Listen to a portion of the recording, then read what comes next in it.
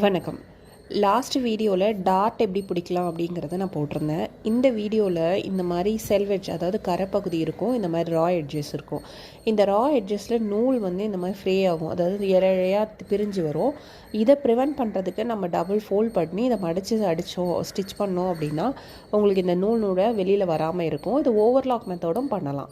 இந்த மாதிரி double fold பண்ணி ஸ்டிச் பண்ணும்போதுக்கு பிகினிங்கில் ரொம்ப கஷ்டமாக இருக்கும்போது இதில் ஒரு சின்ன டிப் என்னென்னா, ஒரு சிங்கிள் ஃபோல்ட் பண்ணி ஸ்ட்ரைட் லைனில் ஒரு ஸ்டிச் பண்ணிட்டோம் அப்படின்னா அதுக்கப்புறமா செகண்ட் ஃபோல்ட் பண்ணும்போது ஃபோல்டிங்கை வந்து சின்னது பெருசாக பண்ணுறது அந்த மிஸ்டேக்லாம் வராமல் இருக்கும்.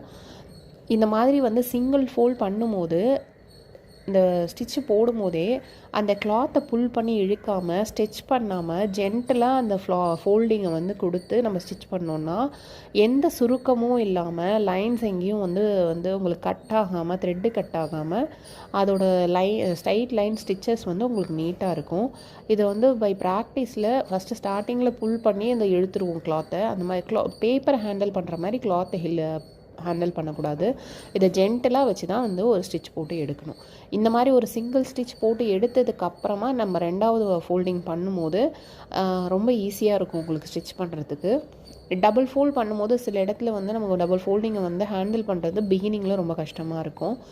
அதுக்கு இந்த மெத்தடை சிங்கிள் ஃபோல்டு அடிச்சுட்டு ரெண்டாவது மடிப்பு மடிக்கும் போது உங்களுக்கு ரொம்ப ஈஸியாக இருக்கும். இதே மெத்தடில் தான் சாரியோட எண்டையும் நம்ம வந்து ஸ்டிச் பண்ணுவோம். இந்த ரா எட்ஜஸ் ஃபினிஷ் பண்ணுறதுக்கு நிறைய மெத்தட் இருக்குது. ஓவர்லாக்கு அந்த மாதிரி நிறைய ஓவர்லாக் பண்ணலாம். அது இல்லாமல் ஹேண்ட் ஸ்டிச் பண்ணும்போது இதை டபுள் ஸ்டிச் போட்டு இதை ஃபினிஷ் பண்ணலாம். இது இல்லாமல் நிறைய ஸ்டிச்சஸ் இருக்குது. அது வந்து என்னென்ன டைப் இருக்குது, சீம்னு சொல்லுவாங்க. என்ன டைப்ஸ் ஆஃப் சீம்ஸ், நிறைய டைப்ஸ் ஆஃப் சீம்ஸ் இருக்குது. எப்படி ஒரு ரா எட்ஜஸை நம்ம கவர் பண்ணுறோங்கிறது, அது என்னென்னங்கிறது அப்கமிங் வீடியோவில் நான் உங்களுக்கு அப்லோட் பண்ணுறேன்.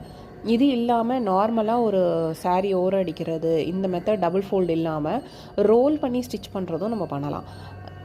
இதுக்கு வந்து ரோல் பண்ணி ஸ்டிச் பண்ணுறதுக்கு ஹெம்மிங் ஃபுட்டர்லாம் இப்போ அவைலபிளாக இருக்குது. அது இல்லாமல் எப்படி பண்ணலாங்கிறதையும் நான் வந்து உங்களுக்கு ஷேர் பண்ணுறேன்.